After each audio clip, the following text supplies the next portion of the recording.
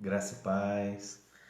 A gente está aqui já entrando para começar a nossa aula aqui. Só lembrando que a gente começou esse propósito no início de janeiro. Antes mesmo da Covid chegar, a gente já tinha estabelecido esse propósito, né? De ler a Escritura juntos e, como eu posso dizer, fazer essa imersão, né? Nós leríamos 5 capítulos por dia a cada aula. Esse é o nosso propósito desde janeiro. E antes mesmo de todo esse movimento virtual acontecer, de cultos online, tudo que tem se preparado aí online, a gente já tinha essa proposta. A aula era presencial, né? Ela começou assim, presencial, e eu gravava devido à demanda, as pessoas que às vezes não conseguiam ir na aula, e foi assim que a gente começou esse projeto lá em janeiro. Lá atrás, você olhar no Facebook, aí você vai perceber que já é de alguns meses que a gente caminha nessa rota. A gente não sabia, né, que ia entrar nesse processo que estamos vivendo agora, mas louvo a Deus por você que está participando já comigo todos esses meses. E hoje a gente vai finalizar o Evangelho de Marcos, a gente vai concluir e já vai começar Coríntios. Amém? Então sejam bem-vindos, em nome de Jesus. Todos vocês estão já chegando aí. É um tempo onde a gente tem mergulhado na Escritura, tem buscado mesmo se aprofundar. Então vamos lá, nós vamos começar aqui no Evangelho de Marcos, no capítulo 14. Normalmente nós lemos os 5 capítulos e eu vou explicando eles. Então hoje a gente conclui Marcos, como eu disse, e a gente já entra em 1 Coríntios, ok? Que Deus abençoe, boa noite, seja bem-vindo, em nome de Jesus. Então vamos lá. Dali a 2 dias era a Páscoa, festa dos pães asmos, e os principais sacerdotes e escribas procuravam como o prenderiam à traição e o matariam. Então eles já estavam com essa intenção de arrumar uma maneira de calar Jesus, de calar a voz que para eles denunciava o pecado. Rapaz, tudo bem? Era uma voz que denunciava o pecado, era uma voz que trazia confusão, porque ambos, todas as pessoas estavam sendo tocadas pelas mensagens que Jesus trazia. Então eles queriam muito que aquela mensagem cessasse, que algo acontecesse. Pois diziam, não durante a festa, para que não haja tumulto entre o povo. Estando ele em Betânia, repare no nome, Betânia, reclinado à mesa em casa de Simão leproso, veio uma mulher trazendo um vaso de alabastro com um preciosíssimo perfume e nardo puro, e quebrando o alabastro, derramou o bálsamo sobre a cabeça de Jesus. Indignaram-se alguns entre si e diziam, para que esse desperdício de bálsamo? Porque esse perfume poderia ser vendido por mais de 300 denários e dar-se aos pobres, e murmuravam contra ela. Mas Jesus disse, deixai-a, porque a molestais.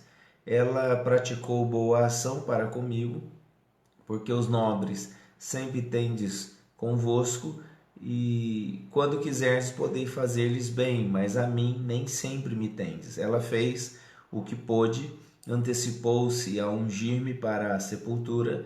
Em verdade vos digo que onde for pregado em todo o mundo o evangelho, também será contado o que ela fez em memória sua. Amém? Sejam todos bem-vindos aí, em nome de Jesus. A gente está no Evangelho de Marcos, capítulo 14. O que acontece? Esse alabastro é uma pedra branca, quase translúcida, e ela é usada para fazer alguns recipientes, às vezes jarros ou porta-joias, ou nessa coisa da perfumaria. Ela era usada devido ao requinte dessa pedra. O nardo, por sua vez, que é o líquido, né, aromático que estava dentro dessa garrafa, dessa ampola, é um perfume que era importado da Índia, porque ele é feito de ervas que crescem nas partes mais altas da montanha do Himalaia. Essa unção é feita por Maria, a irmã de Lázaro. Note o seguinte, nós temos nos sinóticos Mateus 26, João 12, falando sobre essa história. essa mulher não pode ser confundida com a mulher de Lucas capítulo 7. A mulher de Lucas capítulo 7 é um outro local, na casa de uma outra pessoa, que é do fariseu. Essa não, eles estão na casa de Simão em Betânia, em Mateus 26 e João 12, e aqui em Marcos 14 estão falando sobre a mesma mulher. O Lucas 7,36 está falando de uma outra mulher, de um outro episódio, coisa. E Judas Iscariotes era um dos 12, foi ter com os principais sacerdotes para lhes entregar Jesus.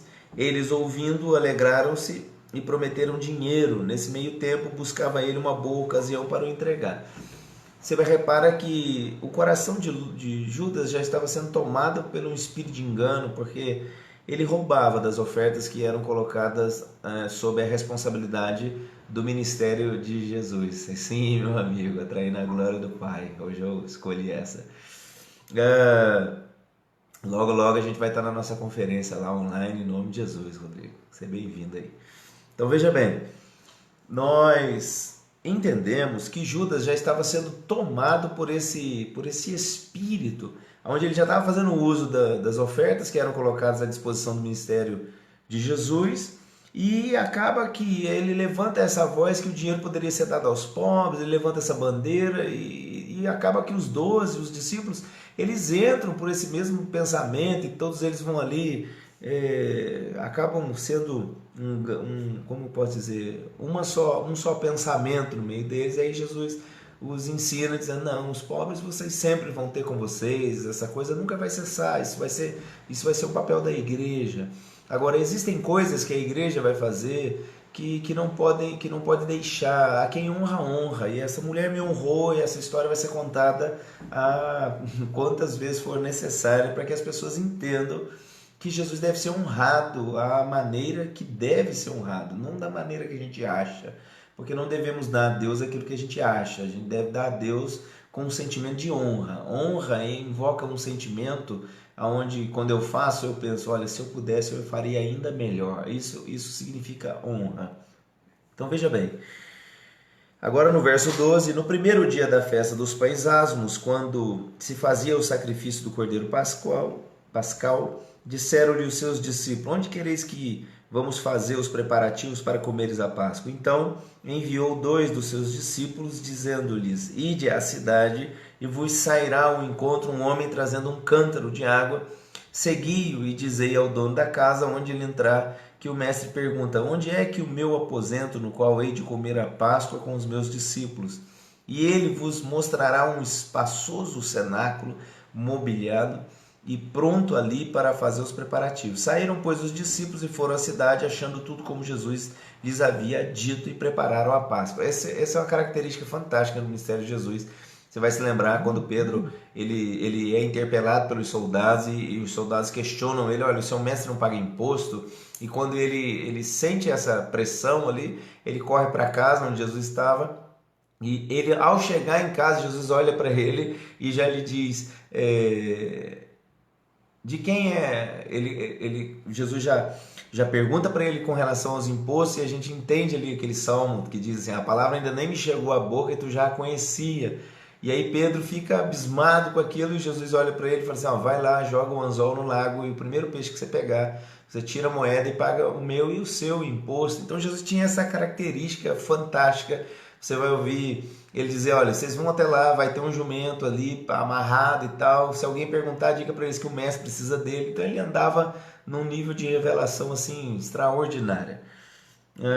Ao cair da tarde, foi com os 12, quando estavam à mesa e comiam, e disse Jesus: em verdade vos digo que um dentre vós, o que come comigo, me trairá. E eles começaram a entristecer-se e a dizer-lhe um após o outro: porventura sou eu? Respondeu-lhes: é um dos 12, o que mete a mão comigo no prato. Pois o Filho do Homem vai, como está escrito a seu respeito, mas ai daquele por intermédio de quem o Filho do Homem está sendo traído. Melhor lhe fora não haver nascido. Então Jesus sabia sobre Judas, sobre a intenção do seu coração. Nesse jantar mesmo, quando isso acontece, ele diz para Judas: olha, o que você tem que fazer, vai e faz depressa. Até há uma mensagem, quando eu dou aula na escola de pregadores, eu cito isso. Alguém pregou dizendo: Porque Jesus disse para Judas: o que você tem que fazer, vai e faz depressa. Ou seja, Jesus tem pressa. O pregador se envolveu com essa mensagem, só esqueceu de fazer uma exegese do texto e perceber que essa era uma fala de Jesus para Judas: você vai me trair, eu sei, então faz isso logo. Então ele poderia ter escolhido um texto melhor, mas ele estão ali à mesa, ele está comendo, fica subentendido que um deles vai trair, e eu não posso deixar de negar o fato de que, para mim, ao olhar nos olhos de Judas e essa coisa de mete a mão comigo no prato, fica bem claro que para Judas que Jesus sabe o que ele vai fazer, com quem ele anda conversando e como anda a sua caminhada. Enquanto comiam, tomou Jesus um pão e, abençoando-o, partiu, lhes deu, dizendo: tomai isso, é o meu corpo. A seguir, tomou Jesus um cálice, tendo dado graças, o deu aos seus discípulos e beberam dele. Então lhes disse: isso é o meu sangue, sangue da nova aliança, derramado em favor de muitos. Em verdade vos digo que jamais beberei do fruto da videira, até aquele dia em que hei de beber de novo no reino de Deus. E tendo cantado um hino, saíram para o Monte das Oliveiras. Então lhes disse Jesus: todos vós escandalizareis, porque está escrito: ferirei o pastor e as ovelhas ficarão dispersas. Mas depois da minha ressurreição irei adiante de vós para Galiléia. Então Jesus vivia com eles, falando sobre essas coisas, como seria sua morte, onde, como ela se daria, que ele ressuscitaria no terceiro dia, coisa e tal. Respondeu-lhe Jesus: em verdade vos digo que hoje, nesta noite, antes... Perdão, 29. Disse-lhe Pedro: ainda que todos esses se escandalizem, eu jamais. Respondeu-lhe Jesus: em verdade te digo que hoje, nessa noite, antes que 2 vezes cante o galo, tu me negarás 3 vezes. Mas ele insistia com mais veemência: ainda que me seja necessário morrer contigo, de nenhum modo te negarei. Assim disseram todos. Então foram a um lugar chamado Getsemane. Getsemane é o lugar da prensa. Ali chegados, disse Jesus a seus discípulos: apresentai-vos aqui enquanto eu vou orar. E levando consigo a Pedro, Tiago e João, começou a sentir-se tomado de pavor, de angústia. E lhes disse: a minha alma está profundamente triste até a morte, ficai aqui e vigiai. Veja bem, Jesus já entendeu que ele vai levar sobre si o pecado da humanidade, que ele é o último Adão, que ele é o Cordeiro de Deus que tira o pecado do mundo, que ele é o motivo da redenção não só do ser humano, mas de toda a terra. Eu estive dando essa aula esses dias e explicando isso a algumas pessoas. Às vezes a gente tem a sensação errônea no coração de que Jesus morreu por mim, por você. Sim, é verdade, Jesus morreu por mim, por você, mas Jesus aplicou redenção sobre a terra, sobre os animais, sobre tudo, sobre as estrelas, sobre tudo, sobre tudo. O sangue de Jesus alcançou tudo. Deus amou o mundo de tal maneira que deu o seu único filho para que todo aquele que nele crê não pereça, mas tenha vida eterna. Veja bem, no final dos tempos, o Apocalipse vai dizer assim, e vi novos céus e nova terra. Então a terra que existe hoje, ela está entesourada para o fogo. A terra que existe hoje está entesourada para o fogo.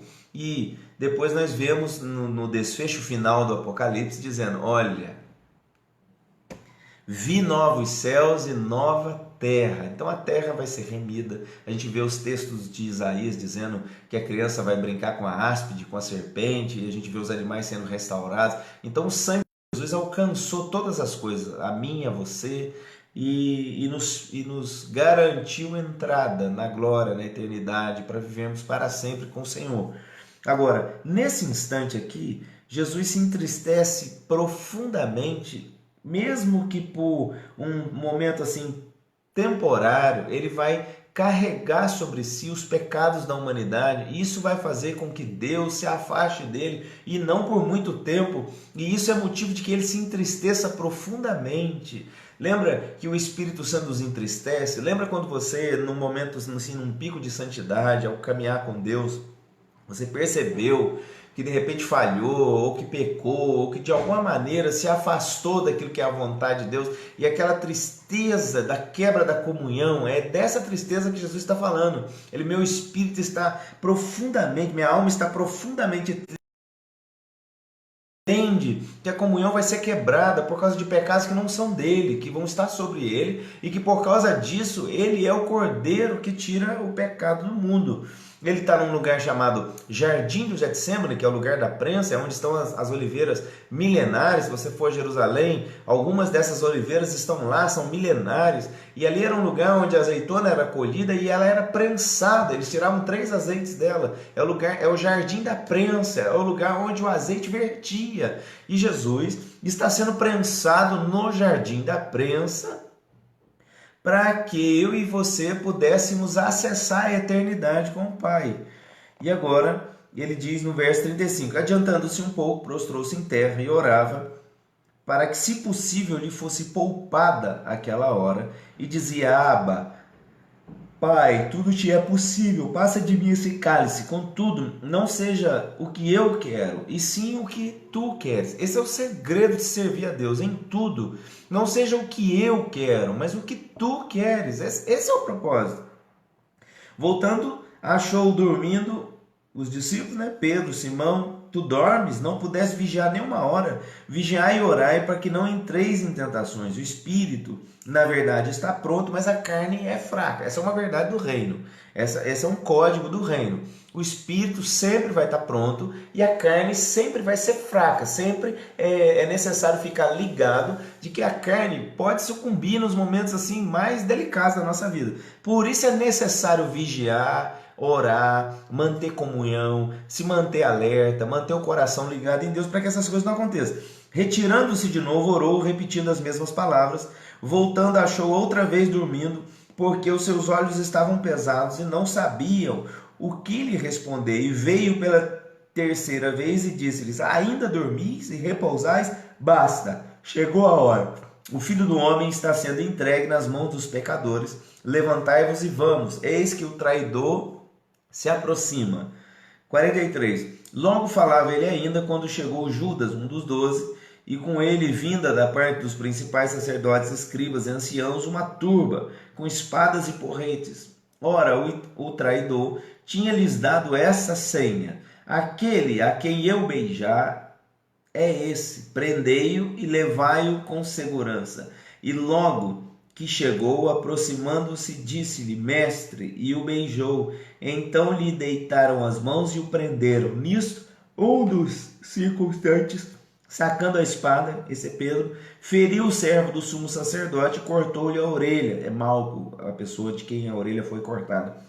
E disse-lhe Jesus, saístes com espada e porretes para prender-me como um salteador?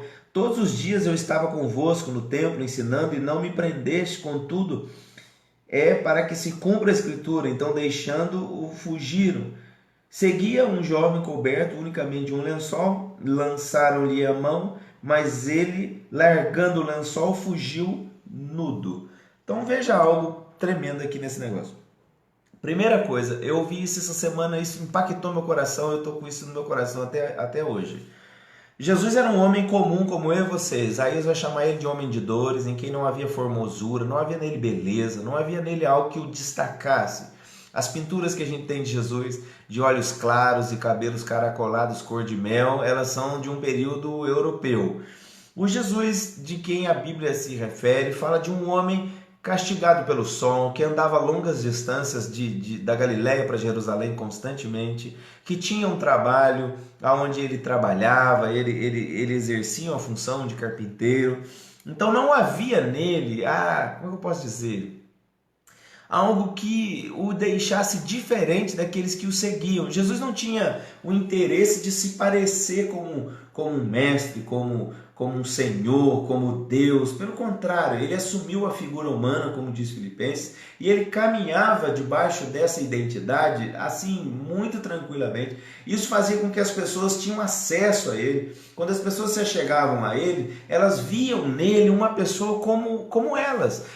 Os leprosos não tinham medo de se aproximar dele. Os enfermos não tinham medo de se aproximar dele. Os pecadores não tinham medo de se aproximar dele. Então entenda algo, você não deve ter medo de se aproximar dele. Devemos chegar confiadamente junto ao trono da graça. Existem muitas pessoas que elas carregam no coração um sentimento: não, quando eu melhorar, quando eu parar de fumar, quando eu parar de beber, quando eu parar de fazer tal coisa, aí eu vou para a igreja, como se elas quisessem se santificar para depois terem alguma coisa com Deus. Não é dessa maneira. A Bíblia está dizendo para mim e para você que Jesus é um homem comum, que as pessoas não evitavam ele. Pelo contrário, ele era tão comum, ele era tão dado às pessoas que as pessoas se aproximavam dele. E hoje não deve ser diferente. O meu e o teu coração deve se aproximar de Jesus com a mesma intensidade, sabendo que ele é alguém que se fez homem, que ele entende você, que ele conhece seus limites, conhece sua fraqueza. E isso é o que Isaías quis dizer em 57:15, quando ele vai dizer: ó, há um Deus que habita num alto e sublime trono, mas também habita perto do contrito e do abatido de espírito. Jesus não tem dificuldade nenhuma de conviver com o pecado. Algumas pessoas têm uma ideia errônea na cabeça. Quando Adão caiu no Éden, Deus não deixou de vir no Éden. Tira isso da sua cabeça. Quando Adão caiu no Éden, logo no dia que ele caiu no Éden, na viração do dia, quem estava lá? O Senhor. E ele está andando no Éden e ele está dizendo: Adão, cadê você? E talvez algumas pessoas, elas brincam, fazem teatro, como se Deus não tivesse capacidade de saber aonde Adão estava. Não é disso que se trata a pergunta de Deus. O que se trata é que a morte é separação. Deus disse: olha, no dia que você comer, certamente você vai morrer. No instante que ele comeu, a vida espiritual de Adão, ela foi quebrada. Aquele vínculo espiritual que ele tinha em Deus, ele pela primeira vez vai se ver longe da presença de Deus, distanciado. Há uma separação entre ele e o seu Deus agora. A pergunta e a fala de Deus no Éden é a seguinte: Adão, eu estou enviando mensagens a você e você não, eu não estou sentindo você conectado a mim. Eu não percebo que a mensagem que libero de mim para você, ela alcança você mais. O Adão que eu deixei aqui já não é mais o mesmo. O que aconteceu? Aí Adão aparece todo envergonhado e ele diz: olha, porque eu estava nu, me escondi. Aí Deus pergunta: e quem disse para você que você estava nu? Quem foi que abriu isso para você? Aí ele vai começar aquele diálogo onde ele vai explicar que foi a mulher que o Senhor me deu. Ele não assume a culpa e ele então agora está separado da presença de Deus. E essa separação é o motivo pelo qual Jesus está dizendo assim: a minha alma está profundamente triste agora, porque ele, como Adão, vai se ver separado da presença de Deus, exatamente como Adão se viu longe da presença de Deus. O meu Jesus e o seu Jesus no jardim do Getsêmani já está angustiado até a morte e está orando, dizendo: olha, Pai, se tiver algum jeito de eu não passar por isso que não só a morte, mas a separação, o sentimento de que Deus já não está mais nele, de que ele já não percebe as coisas como ele percebia antes. E a gente vai ver ele na cruz dizendo: olha, Senhor, Deus meu, por que me desamparaste? Esse desamparaste é a primeira vez na sua existência que Jesus se vê longe de Deus, como eu e você, antes de encontrarmos com Jesus, estávamos longe. Efésios, no capítulo 2, vai dizer assim: ó, éramos por natureza filhos da ira, como também os demais, mas Deus, com seu muito amor com que nos amou, estando nós longe, ele nos trouxe para perto. Como ele trouxe você para perto? Mediante o sangue de Jesus, que nos purifica de todo o pecado. Jesus está sofrendo essa tristeza, sofrendo o abandono dos discípulos, sofrendo a traição do Judas, sofrendo a perseguição da religião de sua época, sofrendo por aqueles que deveriam estar honrando, mas não estão perseguindo. Tudo isso por um só propósito: aproximar você e Deus novamente. Por isso a Bíblia vai dizer para nós que está sobre Jesus o ministério da reconciliação, porque estávamos como que inimigos de Deus por causa do pecado, e Jesus veio fazer reconciliação entre nós e o nosso Deus. Ele veio nos atrair de volta para a presença de Deus, para que a gente pudesse ser ativado de novo na comunhão com o Pai. E agora a gente entra no julgamento de Jesus, porque a gente entra aqui em Marcos 14:53. Levaram Jesus ao sumo sacerdote, reuniram-se todos os principais sacerdotes, os anciãos e os escribas. Pedro seguia-o de longe até o interior do pátio do sumo sacerdote. Estava sentado entre os santuários, aquentando-se no fogo. E os principais sacerdotes e todo o sinédrio procuravam algum testemunho contra Jesus para o condenar à morte e não achavam. Não havia nele nada que o condenasse. pois testemunhavam falsamente contra Jesus, mas os depoimentos não eram coerentes. E levantando-se alguns testificavam falsamente, dizendo: nós o ouvimos declarar: eu destruirei esse santuário edificado por mãos humanas, e em 3 dias construirei outro, não por mãos humanas. Nem assim o testemunho deles era coerente. Levantando-se o sumo sacerdote no meio, perguntou a Jesus: nada respondes ao que estes depõem contra ti? Ele, porém, guardou silêncio e nada respondeu. Tornou a interrogá-lo o sumo sacerdote e lhe disse: és tu o Cristo, o Filho do Deus bendito? O outro evangelho vai dizer assim, que a linguagem do sumo sacerdote: eu chamo você agora a responder aqui diante da autoridade espiritual. Você é ou não é? E Jesus responde que sim, é claro. Jesus respondeu: eu sou, e vereis o Filho do Homem assentado à direita do Todo-Poderoso e vindo com as nuvens no céu. E então o sumo sacerdote rasgou as suas vestes e disse: que mais necessidade temos de testemunhas? Ouviste a blasfêmia que vos parece?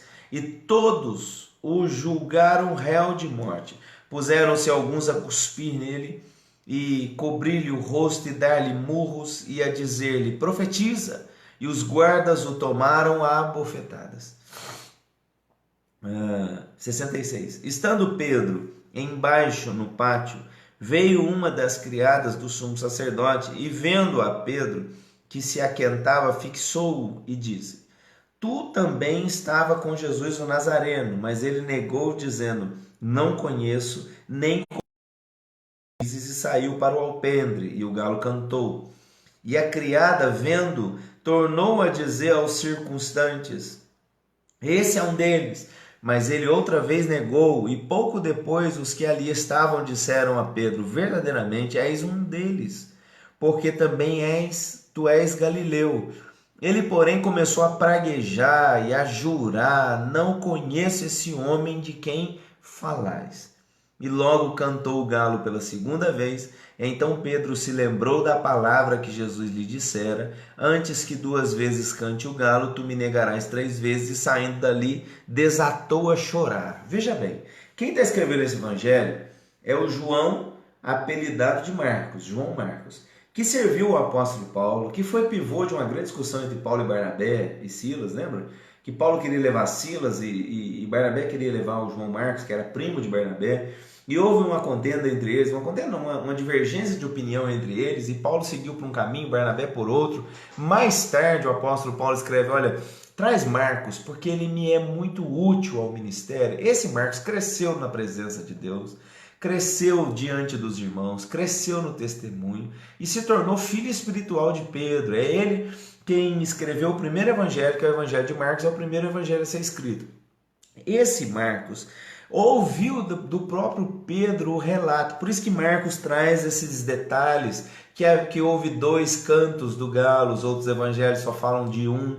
Ele traz essa questão onde Pedro pragueja, jura que não conhece, detalhes que o próprio Pedro contou para ele devido à estreita convivência que eles tinham. A gente pode ver em 1 Pedro 5,13, por exemplo. Olha. Vou ler aqui para você, para a gente poder testificar isso. Em 1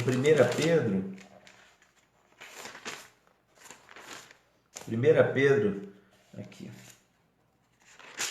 no capítulo 5, verso 13, vai dizer assim, 5,12, por meio de Silvano, que para vós outros é fiel irmão, como também o considero, vos escrevo resumidamente, exortando e testificando de novo, que esta é a genuína graça de Deus, nela estáis firmes. Aquela que se encontra em Babilônia, também eleita, ele está chamando a igreja de Roma de Babilônia, vos saúda, como igualmente meu filho Marcos. Ele chama Marcos de seu filho na fé. A casa de Marcos era uma casa de oração. Quando a gente olha em Atos, no capítulo 12, você vai entender em Atos que é para lá que Pedro vai. Lembra quando o anjo entrou na cela de Pedro e disse para Pedro: olha, se arruma aí e vamos embora. Porque Pedro estava preso, Tiago já havia sido morto e Pedro estava sendo guardado para ser morto mais tarde. mas a igreja começou a orar incessantemente por Pedro e livrou a Pedro daquela cela perigosa através de um anjo, que foi um grande livramento da parte do Senhor na vida de Pedro. É aqui em Atos, capítulo 12, verso 12, assim, ó, considerando ele a sua situação, resolveu ir à casa de Maria, mãe de João, cognominado Marcos, me enrolei aqui, cognominado Marcos, onde muitas pessoas estavam congregadas e oravam. Então a casa desse Marcos, esse que escreveu o Evangelho de Marcos, era uma casa de oração. A gente pode ver aqui no verso 25, olha, há aqui outra menção sobre ele, no verso 25, capítulo 12 de Atos. Barnabé e Saulo, cumprida a sua missão, voltaram de Jerusalém, levando também consigo a João, apelidado Marcos, ok? Então, essa negação, esses detalhes que aqui no Evangelho de Marcos a gente consegue ver sobre a vida de Pedro, a quantidade de vezes que o galo canta, elas estão aqui parece mais intimamente contada para mim e para você, porque Marcos era alguém muito próximo do apóstolo Pedro, e eu tenho certeza que o apóstolo Pedro compartilhava dessas verdades para ele e lhe trazia ao coração detalhes que talvez para os outros evangelistas passaram desapercebidos. É aqui, nessa história de Pedro, dentro dessa verdade aqui da história de Pedro, é que de Lucas, por exemplo, no capítulo 22, Jesus disse para Pedro: olha, Pedro, nessa noite Satanás pediu para peneirar você como trigo, mas eu roguei por ti, para que a tua fé não desfaleça. Quando você se converter, fortalece os seus irmãos. E Pedro responde na hora: olha, Senhor, eu não vou te negar jamais. Eu estou pronto para ir contigo até o fim, eu estou pronto para ir contigo até a morte, eu estou pronto para ir contigo para qualquer situação.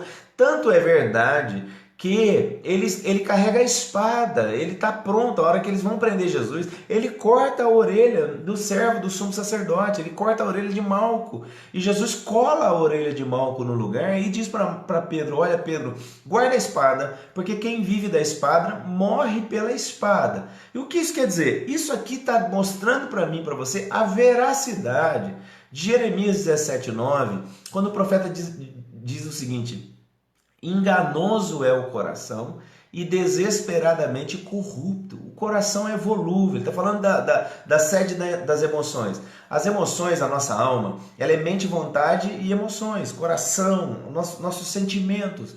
E o que isso está ensinando para mim e para você? Que a fé, ela não pode estar apoiada em sentimentos, a fé não pode estar apoiada na força de uma emoção, a fé não pode estar apoiada apenas numa intelectualidade, a fé não vem apenas por se ler algumas coisas. As pessoas, mas a fé vem pelo ouvir e ouvir da mensagem. Sim, a fé vem pelo ouvir da mensagem, como você está me ouvindo agora. A questão é que na Bíblia NVI, esse texto de Romanos 10:17, que diz que a fé vem por ouvir a mensagem, esse texto na NVI, ele está dizendo assim, ó, a fé vem por se ouvir a mensagem enquanto a palavra é pregada, ou seja, enquanto a palavra é destrinchada, enquanto a palavra é meditada, enquanto a palavra é olhada por mim, por você, com atenção, ela carrega uma mensagem que é só sua. Uma mensagem de Deus está contida na Escritura só para você. Eu estou lendo aqui 5 capítulos com você toda terça-feira às 19h30. Você é meu convidado. Quando... Vai ficar salvo sim. Quando nós...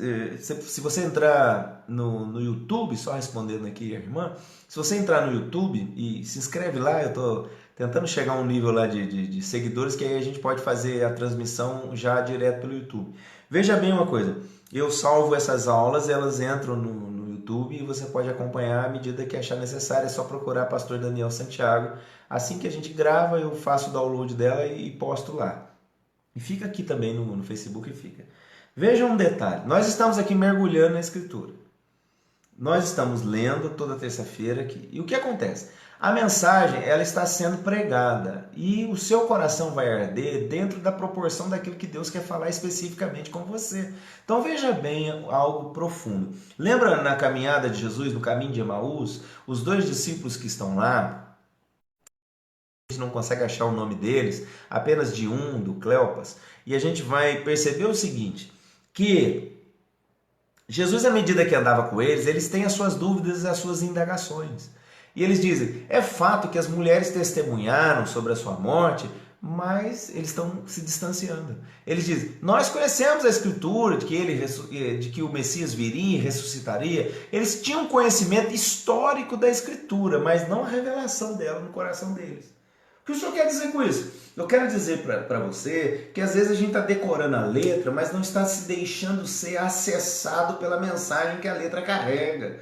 Por isso que a Bíblia vai dizer que a letra mata, mas o Espírito vivifica. Então veja bem, as pessoas usaram esse versículo erroneamente, por muitas vezes, para tentar atacar aqueles que estudavam as Escrituras. Não se trata disso. É claro que a fé não pode se firmar na intelectualidade, a fé não tem como se basear num conceito mental, porque Tiago vai dizer que a inteligência humana, terrena, ela é demoníaca e animal. A sabedoria vem do alto, ela vem de Deus, do Pai das luzes. A Bíblia vai dizer que ninguém pode receber nada, a não ser que aquilo venha do alto para essa pessoa. Então entenda, você vai mergulhar comigo nas Escrituras e o seu coração vai arder como no caminho de Emaús, porque Deus vai decodificar a mensagem para o seu coração. Existem coisas que você precisa acessar da parte de Deus, que essas coisas vão provocar uma mudança substancial na sua vida, e não se trata de um sentimento, não era o sentimento que iria causar mudança na vida do apóstolo Pedro. E Jesus está mostrando isso para ele. Ele fala: Pedro, você vai me negar e não há como você mudar isso. Ele está dizendo: não, eu estou pronto para ir contigo até a morte. Ele: não, Pedro, você ainda não entendeu. Você está se baseando para caminhar comigo no que você sente. E se você caminhar por sentimento, se o seu sentimento mudar, a sua fé vai para o esgoto. E eu quero chamar você para uma vivência mais profunda, para algo mais real, onde as coisas vão vir sobre você, e a nossa alma é volúvel, mas você não vai se deixar levar por esse rio da alma. Você vai se ver pego por algo que atingiu muito mais profundamente do que o seu intelecto e a sua mente apenas. Algo muito da parte de Deus que atingiu, quer ligar você profundamente a Deus, para que as coisas que acontecem à sua volta jamais tirem você de novo da presença do Senhor. E agora a gente entra no capítulo 15 aqui. Amém? Você está aí comigo? Então vamos lá, capítulo 15. Logo pela manhã entraram em conselho os principais sacerdotes com os anciãos e escribas e todo o sinédrio, e amarrando a Jesus levaram-no e entregaram a Pilatos. Pilatos o interrogou: és tu rei dos judeus? Respondeu Jesus: tu o dizes. Então os principais sacerdotes o acusavam de muitas coisas. Tornou Pilatos a interrogá-lo: nada respondes? Vês quantas acusações te fazem? Jesus, porém, não respondeu palavra, a ponto de Pilatos muito se admirar, porque Jesus não se defendia. Ora, por ocasião da festa, era costume soltar ao povo um dos presos, qualquer que eles pedissem. Havia um chamado Barrabás, preso com amotinadores, os quais em um tumulto haviam cometido um homicídio. Vindo a multidão, começou a pedir que lhes fizesse como de costume, e Pilatos lhes respondeu dizendo: que quereis que eu vos solte, o rei dos judeus?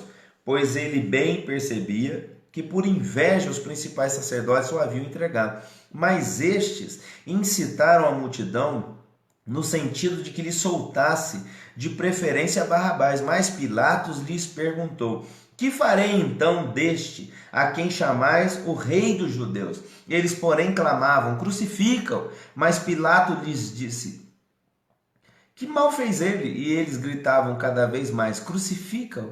Então Pilatos, querendo contentar a multidão, soltou a Barrabás após mandar açoitar a Jesus e entregou para ser crucificado. Olha bem, o texto no outro evangelho vai dizer assim, ó, que o sangue dele recaia sobre nós. E verdadeiramente o sangue dele caiu sobre nós. Então os soldados o levaram para dentro do palácio, que é o pretório, e reuniram todo o destacamento. Vestiram-no de púrpura e, tecendo uma coroa de espinho, lhe a puseram na cabeça e o saudavam, dizendo: salve, rei dos judeus. Davam-lhe a cabeça com um caniço e cuspiam nele, e pondo-se de joelhos o adoravam. Depois de o terem escarnecido, despiram-lhe a púrpura e o vestiram com as suas próprias vestes. Então conduziram Jesus para fora com o fim de o crucificarem. E obrigaram a Simão Cireneu, que passava vindo do campo, pai de Alexandre e de Rufo, a carregar-lhe a cruz. Foi esse cara que ajudou Jesus ali durante a condução da cruz, devido ao extremo ferimento e todo o castigo sobre Jesus. Ele não está suportando o peso da cruz nessa etapa. E esse Simão Cireneu é acionado pelos soldados para que desse suporte a Jesus. É algo assim fantástico esse testemunho. E levaram Jesus para o Gólgota, que quer dizer lugar da caveira, e deram-lhe de beber vinho com mirra, ele porém não tomou.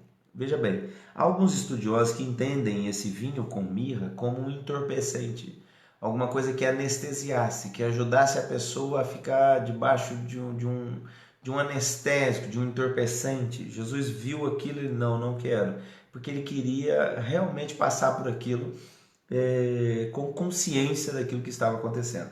Então o crucificaram e repartiram entre si as suas vestes, lançando-lhe sorte para ver quem levaria cada um. E era a hora terceira quando o crucificaram.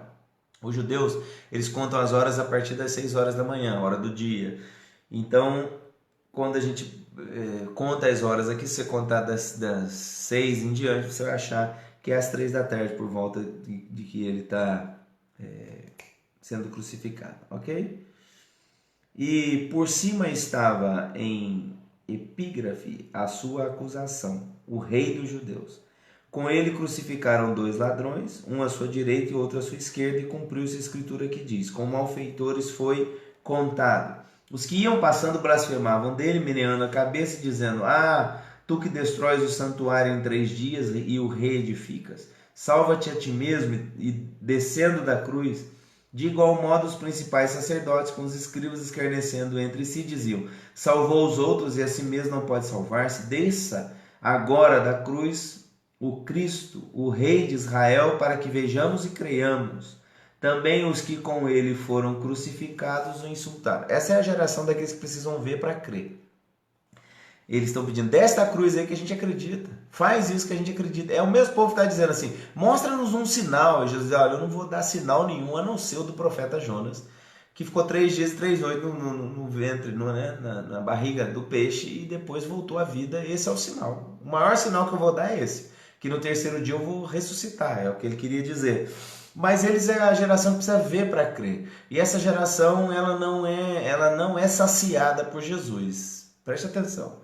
A geração que precisa ver para crer não é saciada por Jesus.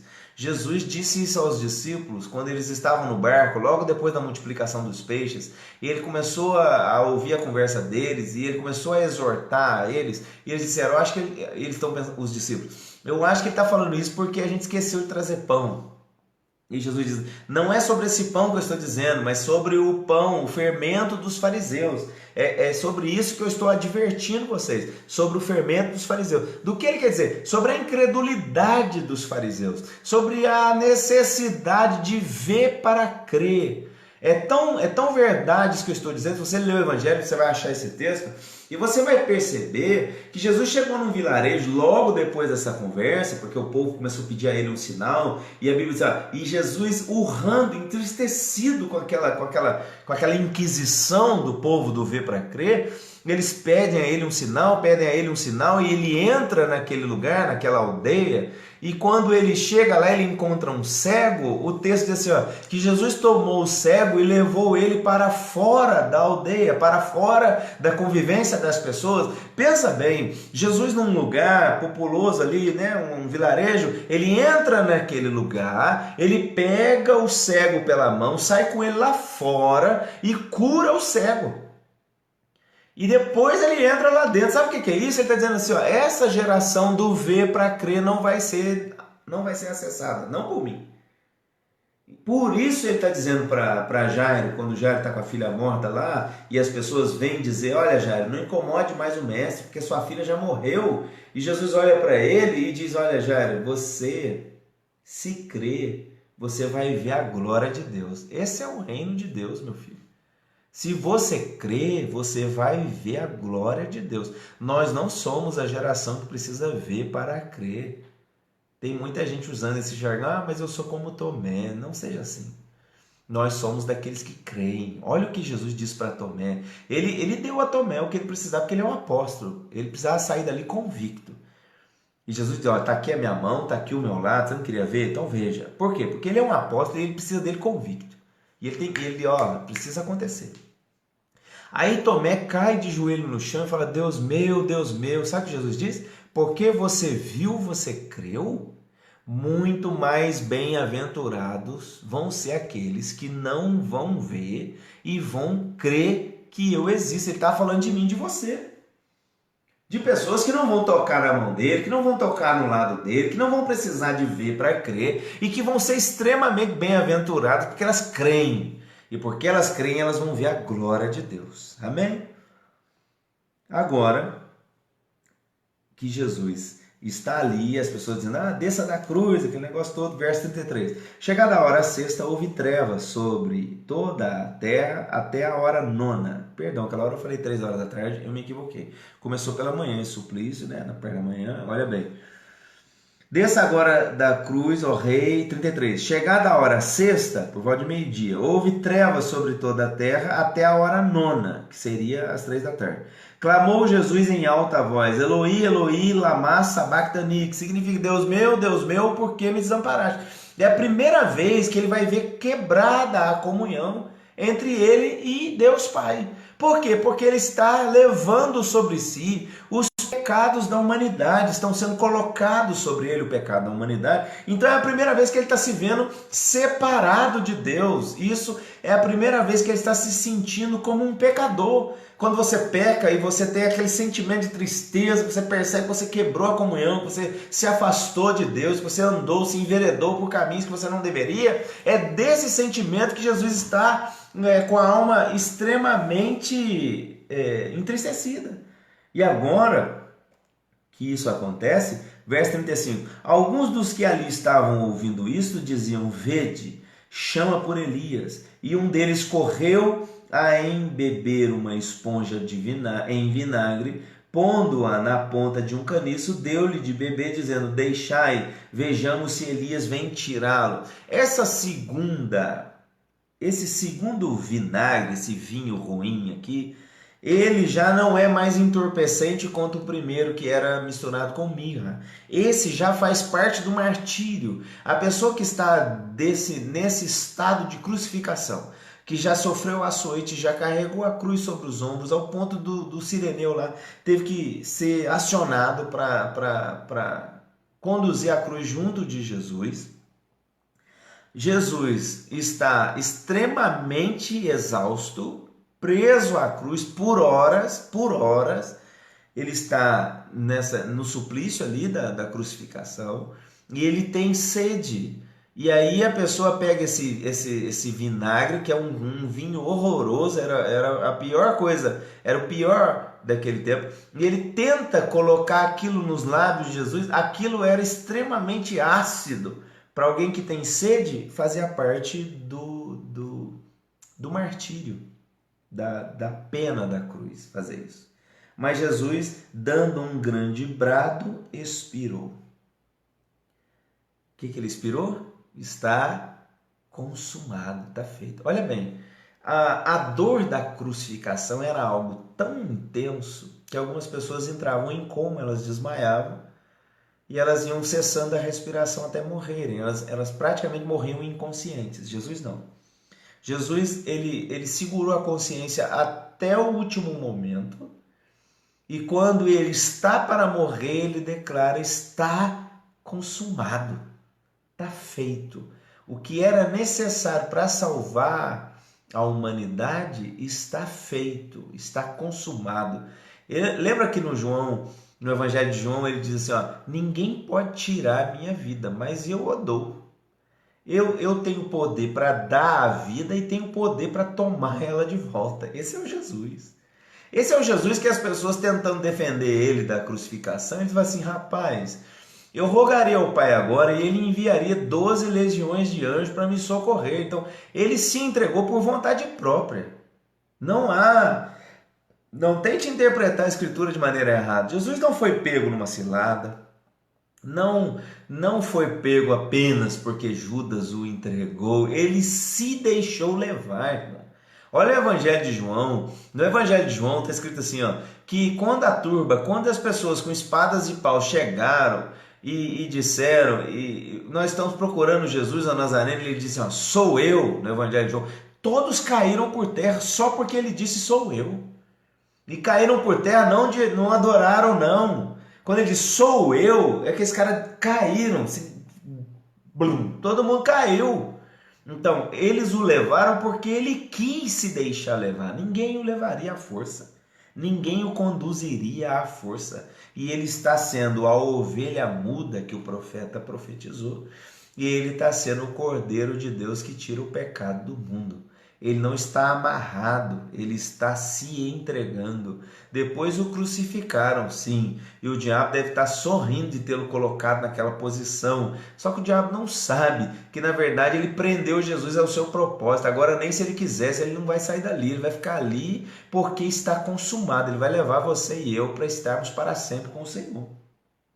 Então o véu do santuário rasgou-se em duas partes, de alto a baixo, de cima para baixo. O centurião que estava em frente dele, vendo que assim inspirara, disse: verdadeiramente esse homem era o Filho de Deus.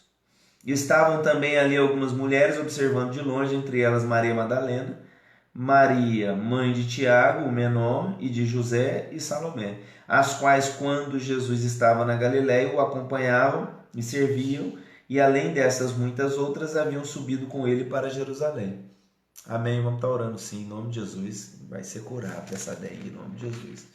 Veja bem, ao cair da tarde, por ser o dia da preparação, isso é, a véspera do sábado, vindo José de Arimateia, ilustre membro do Sinédrio, que também esperava o reino de Deus, dirigiu-se resolutamente a Pilatos e pediu o corpo de Jesus.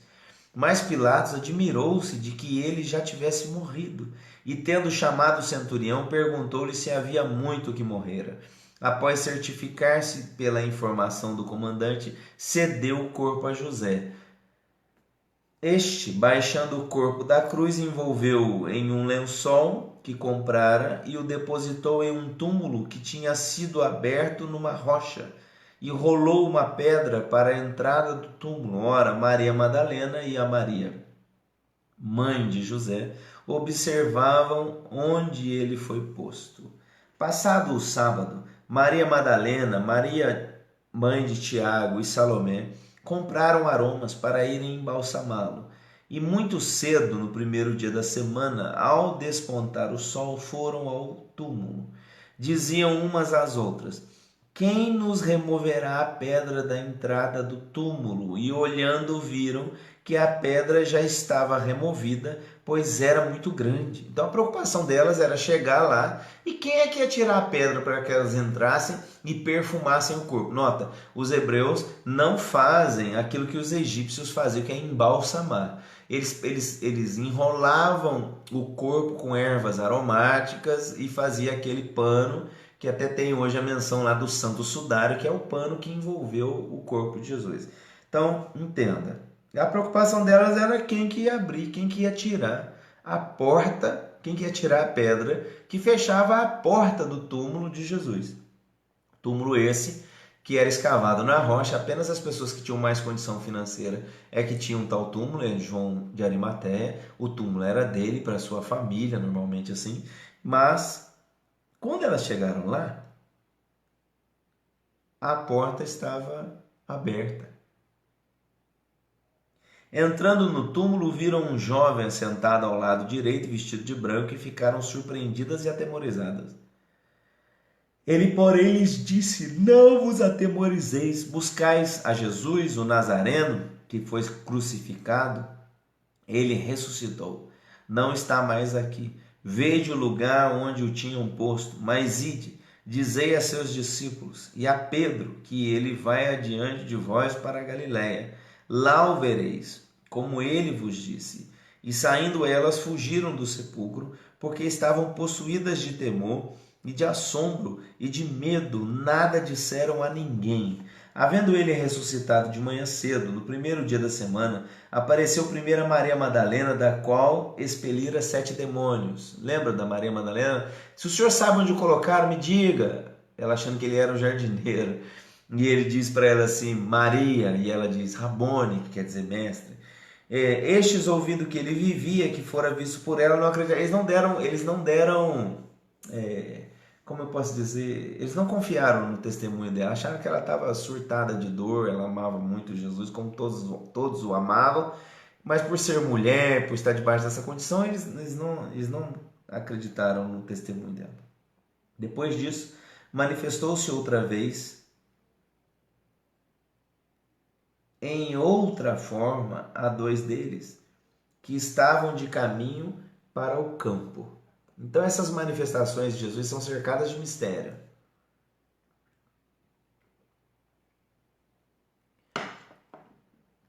No outro evangelho diz que Maria olhou para ele e não reconheceu que era ele. Ele estava num corpo glorificado, essa é a explicação que normalmente a gente usa. E que ela, ao falar, ela o reconheceu, mas ao vê-lo, ela não conseguiu fazer não fez a distinção. Da mesma maneira, os dois no caminho de Emaús, está dizendo aqui, ó, que eles estavam no caminho para o campo, mas Jesus se manifestou de outra forma. E indo eles anunciaram os demais, mas também a estes dois não deram crédito. Ou seja, Jesus se apresentou no caminho de Emaús e a Bíblia dizia que os olhos deles estavam como que tampados. É fato que a questão da ressurreição era algo tão forte, tão inacreditável, que as pessoas estão caminhando com um cara do lado, poxa vida, elas não vão nunca imaginar que Jesus está com elas. É também fato de que a aparência dele está diante agora de um corpo glorificado e alguma da sua fisionomia ela foi alterada aí e a última imagem também é importante ressaltar isso. Eles carregam a última imagem de Jesus. Qual é a última imagem? É do Jesus preso à cruz, extremamente abatido, foi espancado durante muitas horas, foi crucificado, cuspiam nele, davam com canas, é um bastão.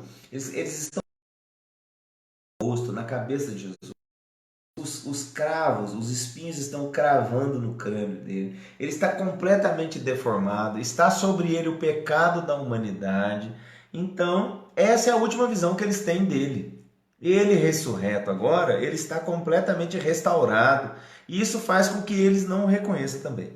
Finalmente apareceu Jesus aos 11, quando estavam à mesa, e censurou-lhes a incredulidade e dureza de coração, porque não deram crédito aos que tinham visto já ressuscitado. E disse-lhes, ide por todo mundo e pregai.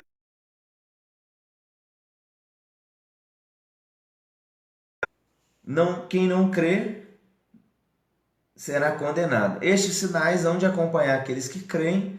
Em meu nome expelirão demônios, falarão novas línguas, pegarão serpentes, e se alguma coisa mortífera beberem, não lhes fará mal. Se impuserem as mãos sobre os enfermos, eles ficarão curados. De fato, o Senhor Jesus, depois de ter lhes falado, foi recebido no céu e assentou-se à destra de Deus. Fantástico. E eles, tendo partido, pregaram em toda parte, cooperando com eles o Senhor, confirmando a palavra por meio de sinais que se seguiam. Jesus se assentou no trono, à destra de Deus. Preguei essa mensagem um dia desses, e o Salmo vai dizer como foi essa chegada dele na eternidade. E o Salmo está dizendo, levantai, ó portas, as vossas cabeças, para que entre o Rei da Glória.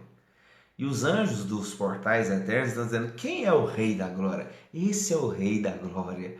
Então Jesus se assenta no trono e está hoje à destra do trono de Deus, vivendo sempre para interceder por mim, por você. Jesus é o intercessor.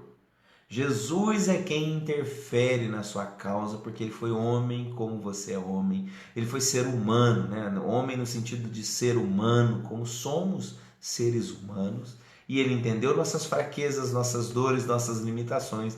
E é ele quem apresenta você diante do Pai, juntamente do Espírito Santo, que Romanos 8, 26 vai dizer, olha, nós não sabemos como orar, mas o Espírito Santo intercede por nós por meio de gemidos inexprimíveis. E aí o capítulo continua até que chega em Jesus e fala, esse é o intercessor, que também intercede por nós. Então Jesus está no trono e mediante o Espírito Santo fazem intercessão a Deus Pai a meu favor e a seu favor. Esse é o intercessor, esse é quem morreu, logo quem ressuscitou. Amém?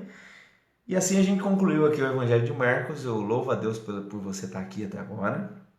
Se você aguentar um pouco mais, dá um amém aí, dá um glória a Deus aí para mim saber que você aguenta.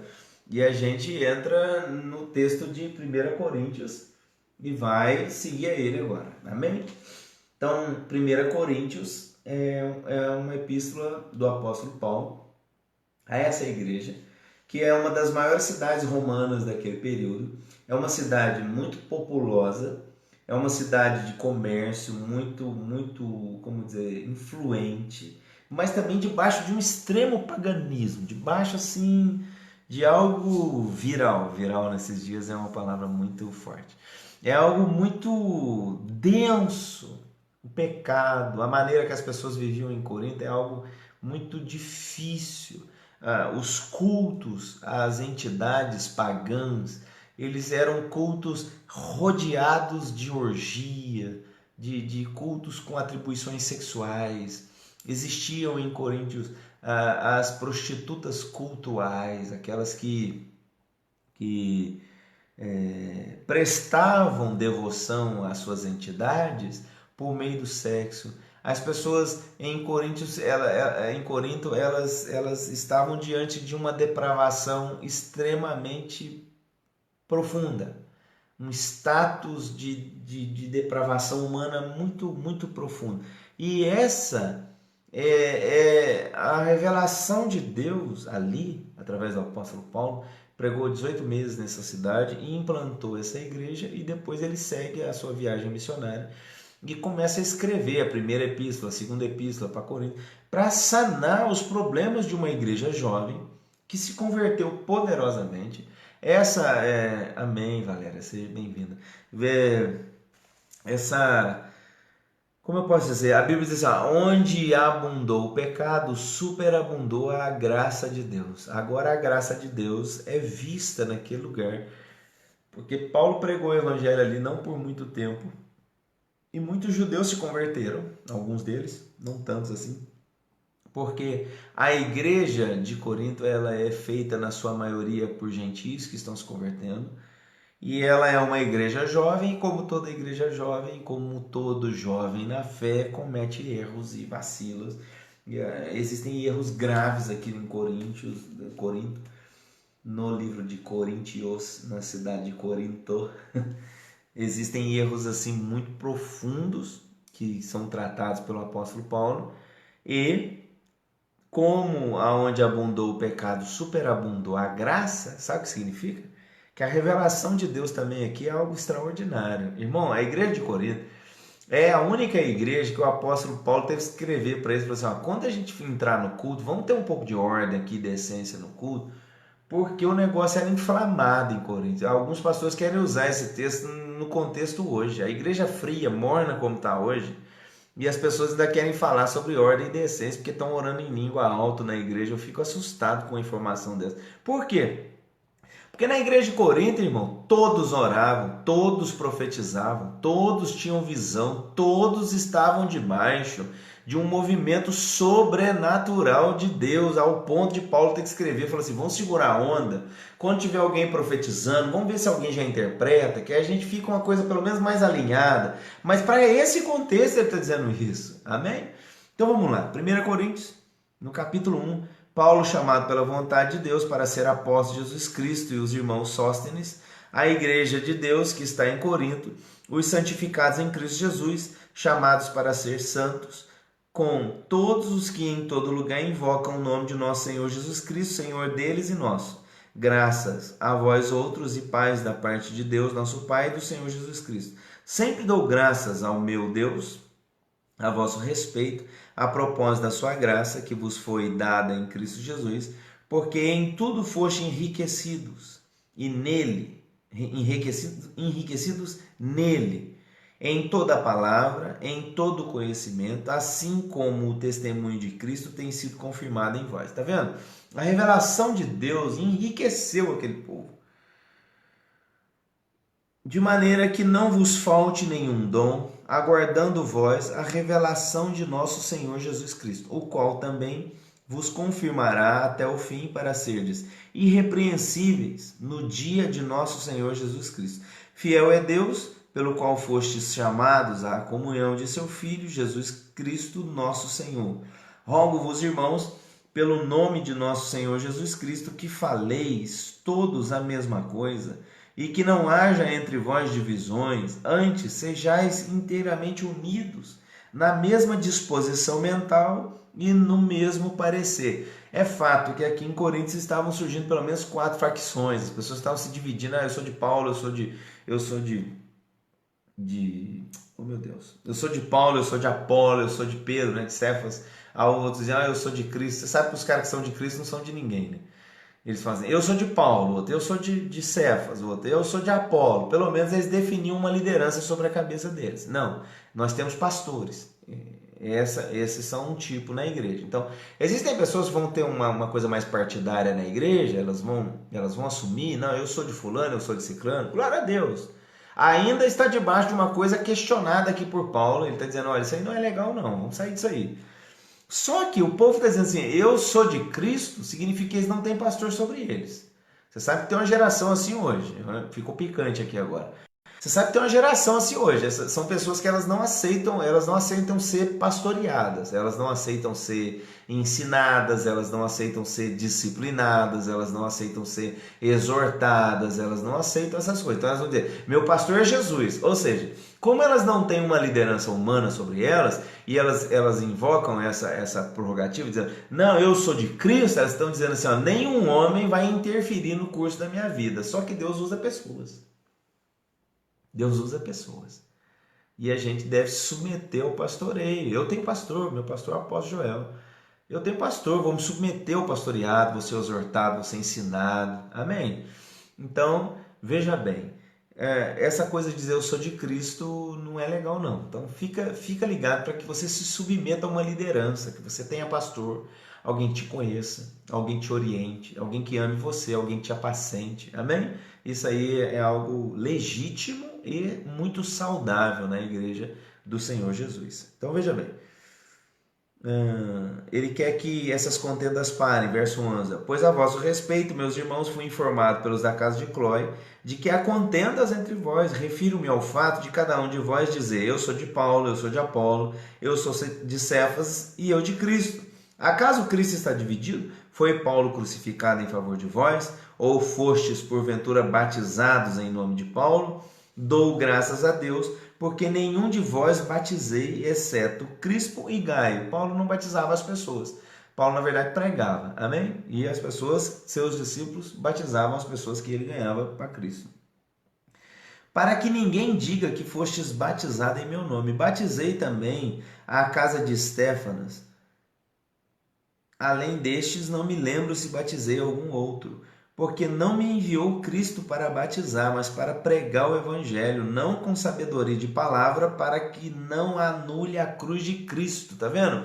Paulo não está interessado na sabedoria de linguagem, ele está interessado na mensagem ser revelada às pessoas, para que a fé das pessoas não se apoiasse no sentimento humano. A fé deve se apoiar no poder de Deus. Ela não deve, a linguagem, ela não pode ofuscar o poder que há na cruz.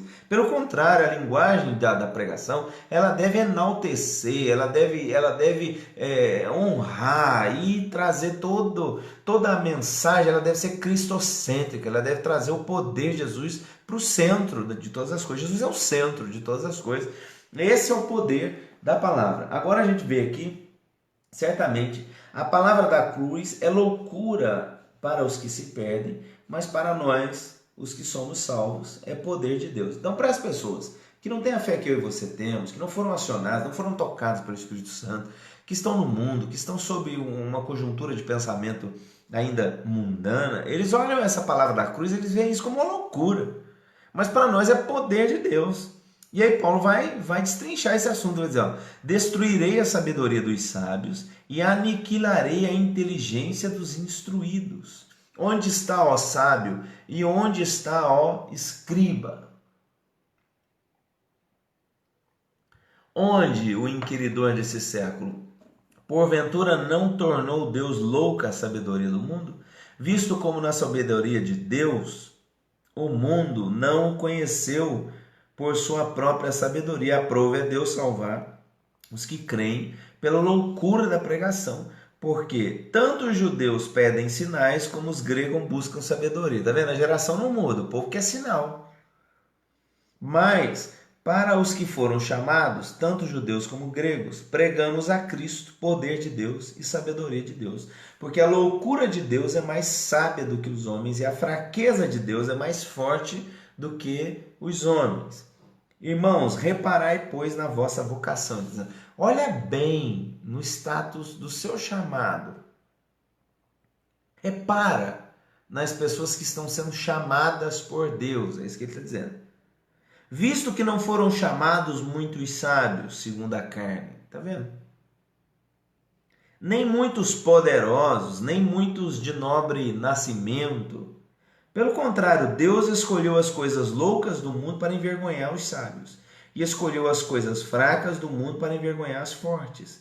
E Deus escolheu as coisas humildes do mundo e as desprezadas e aquelas que não são, para reduzir a nada as que são, a fim de que ninguém se vanglorie na sua presença, na presença de Deus. Mas vós sois dele em Cristo Jesus, o qual se tornou da parte de Deus sabedoria, justiça e santificação e redenção. Ele pagou o preço. Redenção é pagar o preço para pôr alguém em liberdade. Para que, como está escrito, aquele que se gloria, glorie-se no Senhor. Amém? Então Jesus chamou as coisas loucas do mundo. Jesus chamou as coisas fracas do mundo. Ele chamou eu e você. Para que a sabedoria de Deus em mim, você colocasse o mundo debaixo de um estado de uau, o que é isso que está acontecendo? É o poder de Deus sendo revelado a mim e a você. Quando Pedro se pôs a falar no dia de Pentecoste, o sinédrio, os sábios, os fariseus ouviam Pedro, olhavam para Pedro e viam um pescador, um cara comum, um galileu. Galileu era o bairro mais pobre, longe, cidade está distante do centro, que é Jerusalém. Cerca de 100, 150 quilômetros de distância do centro, que é Jerusalém. Mas eles olhavam para Pedro, viam uma pessoa simples, viam alguém sem aparência, sem estudo formal das Escrituras. Mas quando Pedro abriu a boca e começou a falar, varões, e ele começou a explicar o reino, e as pessoas que ouviram aquela mensagem de Pedro, elas ficaram tomadas por um espírito de arrependimento, e elas disseram, o que a gente faz agora? E Pedro diz, arrependei-vos cada um de vós, sejam salvos. O Sinédrio diz assim no capítulo 4, esse aí deve ter estado com Jesus, porque olha o jeito que ele fala, olha a maneira, olha como o entendimento dele é claro sobre as Escrituras. Então eles olhavam fisicamente para Pedro e viam alguém comum, mas quando eles fechavam os olhos e ouviam a mensagem que Pedro pregava, eles ouviam um erudito, eles ouviam alguém que foi cheio de uma sabedoria que veio do alto. Esse é o poder do reino de Deus. Deus não chamou muitos poderosos, Deus não chamou muitos sábios, segundo a carne. Deus não chamou essas pessoas, Ele chamou a mim e a você, para que o poder de Deus ficasse evidente na minha fraqueza e na sua fraqueza. Para que o poder de Deus ficasse evidente, ficasse muito claro para as pessoas que o que está motivando você, o que está impulsionando você, não veio da terra, veio do céu. E aí a gente entra no capítulo 2. Eu, irmãos, quando fui ter convosco, anunciando-vos o testemunho de Deus, não o fiz com ostentação de linguagem ou de sabedoria, porque decidi nada saber entre vós, senão a Jesus Cristo e este crucificado. E foi em fraqueza, temor e grande temor que eu estive entre vós. A minha palavra e a minha pregação não consistiram em linguagem persuasiva de sabedoria, mas em demonstração do Espírito e de poder, para que a vossa fé não se apoiasse em sabedoria humana, e sim no poder de Deus. Esse é o mistério do reino de Deus, que a fé não se apoie na linguagem de sabedoria, mas que a fé se apoie no poder de Deus. Entretanto, expomos sabedoria entre os experimentados, não porém a sabedoria desse século, século aqui é cosmos no grego, não a sabedoria desse mundo, nem dos poderosos dessa época que se reduzem a nada, mas falamos a sabedoria de Deus em mistério, outrora oculta, a qual Deus preordenou desde a eternidade para a nossa glória, sabedoria essa que nenhum dos poderosos deste século conheceu, porque se a tivessem conhecido, jamais teriam crucificado o Senhor da glória, mas como está escrito, nem olhos viram, nem ouvidos ouviram, nem jamais penetrou ao coração humano o que Deus tem preparado para aqueles que o amam. Mas Deus nos revelou pelo Espírito, porque o Espírito a todas as coisas perscruta até mesmo as profundezas de Deus. Porque qual dos homens sabe as coisas do homem, senão o seu Espírito, o próprio Espírito que nele está. Assim também as coisas de Deus ninguém as conhece, senão o Espírito de Deus. Então as coisas que o olho não viu, que não passou ainda pela mente humana, são as que Deus tem preparado para mim e para você. E essas coisas são reveladas mediante o Espírito de Deus no seu coração. E você vai viver esse reino e vai ser acionado pelo poder de Deus.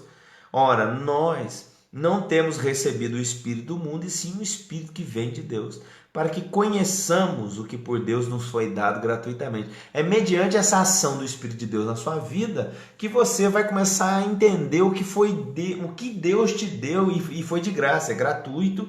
A maneira que Deus te chamou, os dons que Ele te deu, o mover de Deus está sobre a sua vida, não te custou nada, custou o sangue de Jesus na cruz. E agora? Agora te custa a devoção, te custa a fé, te custa a santidade, te custa a comunhão, te custa a busca. Assim, a salvação é de graça, mas o reino de Deus é conquistado por esforço. Existe uma entrega, existe um nível de renúncia, existe um nível de mortificação da nossa carne para que o pecado não tenha domínio sobre mim e você mais. Ora, o homem natural não aceita essas coisas do Espírito de Deus porque eles são loucura. Então o homem natural ouve isso que eu estou dizendo, você parece loucura o que o senhor está falando. Não.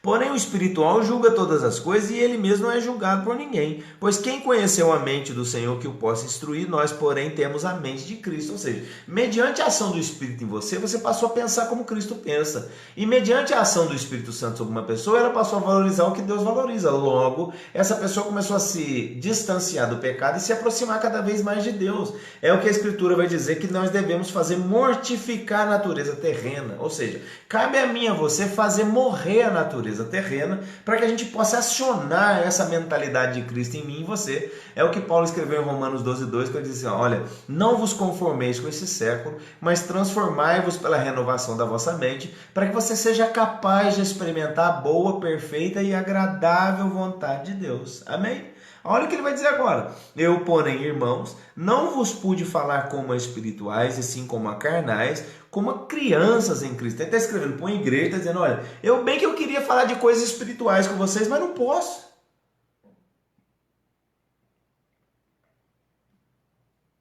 Bem que eu queria escrever sobre coisas espirituais com vocês, mas não posso, porque vocês são como crianças.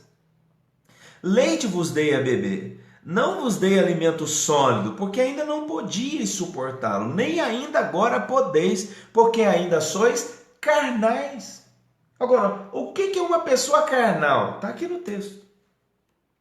Porquanto, havendo entre vós ciúmes e contendas, não é assim que sois carnais e andais segundo a homens? Então, todo aquele ciúme, essas coisas, inveja, esse sentimento mesquinho, que corrói o nosso coração, isso prova que ainda somos carnais, que há muito de carne em nós, há muito de sangue em nós, e que devemos servir a Cristo de verdade, com interesse de coração.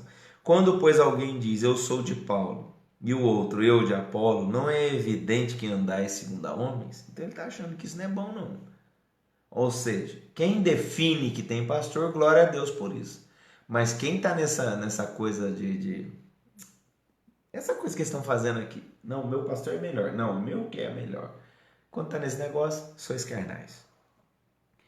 Quando, pois, alguém diz, eu sou de Paulo, eu sou de Apolo, não é evidente que andais segundo a homens? Quem é Apolo e quem é Paulo? Servos, por meio de quem crestes. E isto, conforme o Senhor concedeu a cada um. Eu plantei, Apolo regou, mas o crescimento veio de Deus. De modo que nem o que planta é alguma coisa e nem o que rega, mas Deus que dá crescimento. Ora, o que planta e o que rega são um, e cada um receberá o seu galardão segundo o seu próprio trabalho. porque de Deus somos cooperadores, lavoura de Deus, edifício de Deus sois vós. Então, de Deus, nós pastores, você que ensina, você que prega o evangelho, você que traz o reino de Deus no coração das pessoas, nós somos cooperadores. De Deus vem todas as coisas, vem a cura, vem a libertação, vem o milagre. Segundo a graça de Deus que me foi dada, lancei o fundamento como prudente construtor, e outro edifica sobre ele, dizendo, eu trouxe uma mensagem que trouxe base para as pessoas, e o outro vem e agrega sobre essa mensagem, e o edifício assim vai sendo fundamentado. Esse é o nosso papel. Esse é o papel de cada mestre, de cada um daquele que se propõe a ensinar a Escritura. Não é refutar, não é debater, e nem muito menos provar quem é que tem razão. Pelo contrário, é trazer um fundamento, para que assim o outro possa vir estabelecer ainda outro fundamento sobre esse, e assim um edifício está sendo construído na presença de Deus. Amém? Agora, é claro que ninguém pode lançar outro fundamento além do que foi posto, qual é Jesus Cristo. A pedra fundamental desse fundamento é Cristo. A mensagem é cristocêntrica, ela deve levar a pessoa a arrependimento, a comunhão e a uma persuasão do Espírito para que ela viva em identidade legítima diante de Deus. Então eu não posso pregar uma outra palavra diferente dessa. A pedra fundamental do ensino é Cristo. Manifesta se tornará a obra de cada um, pois o dia a demonstrará, porque está sendo revelada pelo fogo. E qual seja a obra de cada um, o próprio fogo aprovará. Ou seja, tudo que a gente está fazendo vai passar pelo fogo, e é o fogo que vai revelar no final se a gente é digno de ser recompensado na glória ou não, se vamos receber galardão ou não, passaremos por esse juízo. Olha bem, não sabeis que sois santuários de Deus e que o Espírito de Deus habita em vós? Se alguém destruir o santuário de Deus, Deus o destruirá, porque o santuário de Deus, que sois vós, é sagrado. Você é o templo.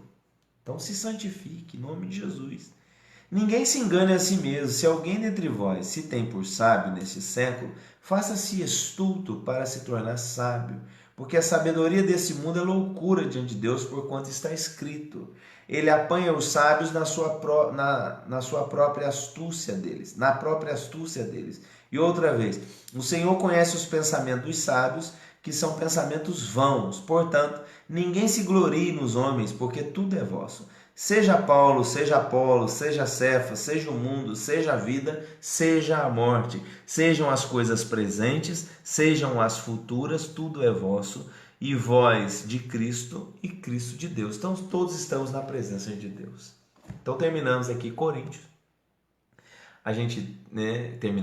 Terminamos o Evangelho de Marcos hoje, a gente leu o finalzinho de Marcos, e entramos aqui em Coríntios, paramos no capítulo 4.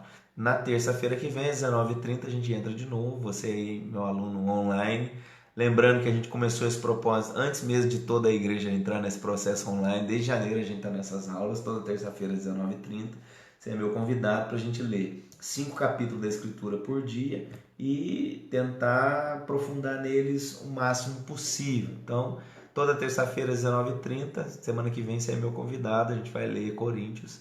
E você viu que o Evangelho de Coríntios está sendo, a carta, endereçada a Coríntios, ela é algo que está trazendo confirmações sobre os dons, sobre a ação de Deus no meio de uma igreja jovem como Coríntios. Ela vai responder muitas perguntas acerca do casamento, da sexualidade, do celibato, de tantas coisas que aconteceram naquela igreja. E eu e você somos acionados aqui para a gente mergulhar nessas coisas. Então, glória a Deus pela sua vida, pelo Everton, pelo Cláudio, pela Virgínia. Amém? Sejam sempre bem-vindos. Eu louvo a Deus pela disposição de todos vocês que estão aqui assistindo essa aula. Terça-feira que vem eu só li esses que estão aqui na minha tela, amém? Assim, que já apareceu aqui. Eu sei que outros estão aqui desde o início, o Vandir, outros deram um alô aí logo no comecinho, César, amém? Louva a Deus pela vida de vocês. Amanhã a gente tem culto, 19h30, amém? Que o Senhor te abençoe poderosamente, que enquanto estivermos online, precisamos ter a certeza de que nosso coração está na presença do Senhor, amém? Que mesmo ausente na carne, estamos presentes debaixo de um mesmo Espírito. Amém, Virgínia? Seja bem-vinda aí nas aulas, para que a gente possa mergulhar.